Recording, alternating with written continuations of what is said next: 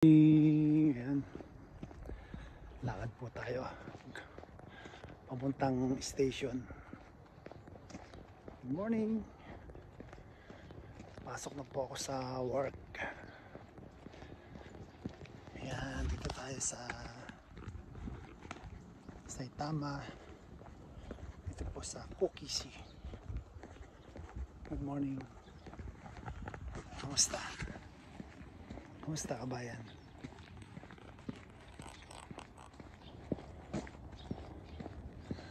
Kamusta ang buhay-buhay? Ay, shoutout po sa aking mga kapatid, pamilya, Marasigan Pacheco ng Paumbong, Bulacan. Kamusta po kayo? Ako, ito okay lang.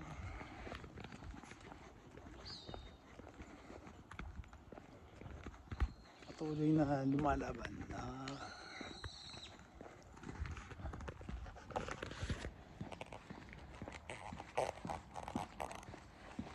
Namiss ko na yung Bulacan.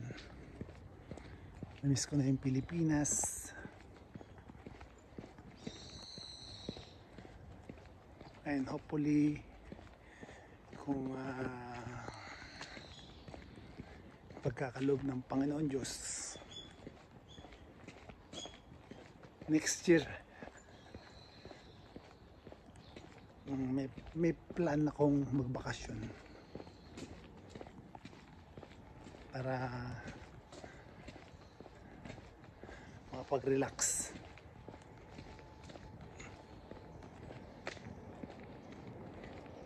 Talagang na-miss ko na yung Pilipinas, yung aking bayang sinilangan, ang bayan ng Paumbong.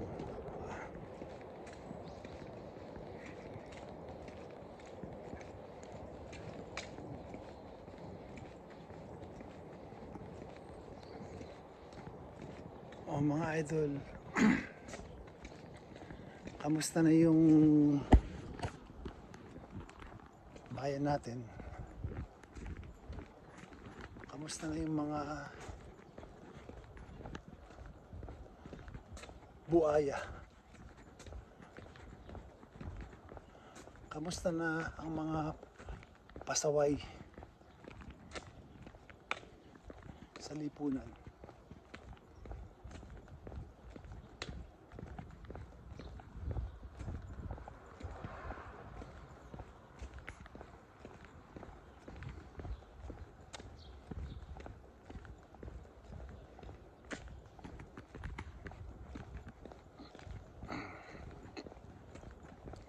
Talagang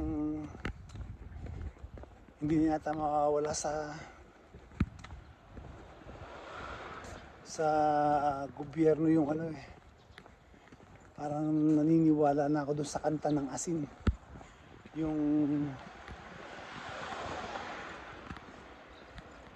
kantang may lahing magnanakaw. Yun, meron kantang ganun, lahing magnanakaw, kanta ng asin. Search ko nga yun, ang kanta na yun. Grabe. Nagtataka lang ako, nagtatanong lang po ako, naimbestigahan na si Sara, hindi nga sila nagtagumpay sa impeachment, sa mga paninira kay Vice President. Until now, Sara pa rin. Sa kabila ng mga pagnanakaw, sa pagkakabila ng mga nawawalang pondo na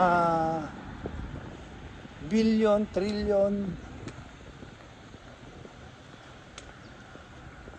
na ang may kagagawa ni sa mga congressman, mga senador, mga kontraktor. Nagtataka lang ako, tatanong lang po ako, bakit puro Sara ang bok ang bibig ninyo? Bakit Duterte ang bok ang bibig ninyo? Hindi ba kayo marunong mahiya? di ba sabi na nga ng COA, walang anomalya. Natural lang yung confidential pan nga yun eh. Alam niyo sa mga nagreklamo about kay Sara, tuldok lang yung pondo niya, tuldok lang. Kung ikukumpara mo sa pondo ng mga kaalyado ng Pangulo. Yung pondo ng Pangulo, magkano? Gano ka? Billion. Ang pondo ng mga kaalyado niya, 500 million, 1 billion. Bakit hindi yun ang kalkalin ninyo? Bakit hindi yun ang halongkatin ninyo? Puro kayo Duterte, si Duterte na lang yung walang nagawa, Duterte na lang yung laging mali. Kayo na ang tama, kayo lang ang tama.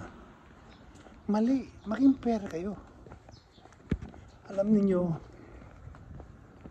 hindi niyo maluluko taong bayan, hindi niyo maluluko ang karamihan ng taong bayan. Oo, meron kayong napapaniwala dyan, pailan-ilan. Pero ang majority ng Pilipino alam kung ano ang karakas ninyo. Alam kung ano ang kulay ninyo.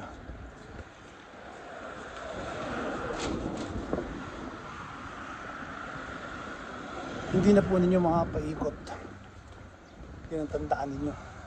Sana naman po mahiya kayo. Yung mga buhaya dyan, mahiya kayo. Yung mga ilan dyan sa mga party list, yung mga akbayan na yan, puro makakaliwa yan eh. Alam niyo, dapat gumawa ng batas o i-abolish na yung mga party list na yan. Pampagulo lang yan. Ako, bilang sa Pilipino, wala namang naidudulot yung ibang mga party list yan eh. I-abolish na yan. Hayaan mo na lang pumunta sa bundok ang mga yan. Doon sila magsisigaw. Binigyan sila ng boses. Maiingay na wala naman sa lugar. Oh, mamundok na lang kayo. Mga akbayan na yan. Mga hiya kayo. Paano po? Andito na ako sa station. Bawal na maingay. Kaya naman dito sa mga hapon. Salamat po sa lahat. Thank you. In peace opinion ko po lamang ha.